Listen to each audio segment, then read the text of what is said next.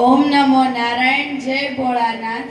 આજે મારે મારા દાદા વિશે 4-5 વાક્યો કહેવા છે કે સંયુક્ત કુટુંબમાં દાદાનું સ્થાન વડલા જેવું હોય છે. જેમ વડલો બધાને ઠંડો છાંયડો આપે છે, તેમ દાદા આખા પરિવારને પ્રેમ આપે છે. દાદા એ ઘરનો આધાર સ્તંભ છે. તેમના અનુભવો અને સંસ્કારો આપણને જીવનમાં સાચા માર્ગે ચાલવાની પ્રેરણા આપે છે. ખરેખર જે બાળકોને દાદાનો પ્રેમ મળે છે તેઓ ખૂબ જ નસીબદાર હોય છે.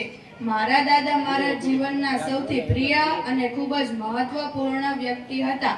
છેલ્લા કેટલાક સમયથી તેમની તબિયત સારી રહેતી નહોતી. બીમારીએ તેમના શરીરને નબળું પાડી દીધું હતું, પરંતુ તેમનું મનોબળ અડગ હતું. તેમના આ સંઘર્ષે અમને એક કિંમતી પાઠ ભણાવ્યો કે જીવનમાં ગમે તેટલી અંધારી રાત આવે, પણ જો હિંમતનો દીવો ચાલુ હોય તો સવાર જરૂર પડે છે. હું એટલું જ કહીશ કે મારા દાદા મારા જીવનનું અમૂલ્ય ધન હતા.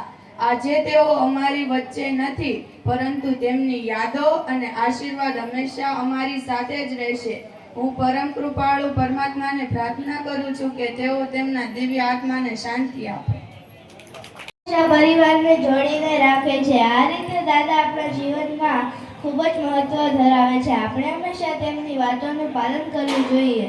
જીવનના છેલ્લા દિવસોમાં દાદાની તબિયત ઘણી નાજુક હતી, પરંતુ તેમના મનોબળને તે તોડી શકી નહોતી. અવશ્ય પીડા હોવા છતાં જ્યારે પણ અમે તેમની પાસે જતા હતા, ત્યારે તેઓ તેમની પીડા છુપાવીને અમારી સાથે વાતચીત કરતા હતા. તેમની સારવાર દરમિયાન તેમના શરીરનું તેજ ઓછું થઈ ગયું, પણ એમની આંખોમાં જીતવાની ચમક ક્યારેય ઓછી ન થઈ. આજે ભલે તેઓ આપણી વચ્ચે નથી, પણ તેઓ હંમેશા મારી સાથે જ રહેશે. હું ઈશ્વરને પ્રાર્થના કરું છું કે તેઓ તેમના દિવ્ય આત્માને શાંતિ અર્પણ કરે. હે નાથ જોડી હાથ પાએ, પ્રેમથી સૌ માંગીએ શરણું મળે સાચું તમારું.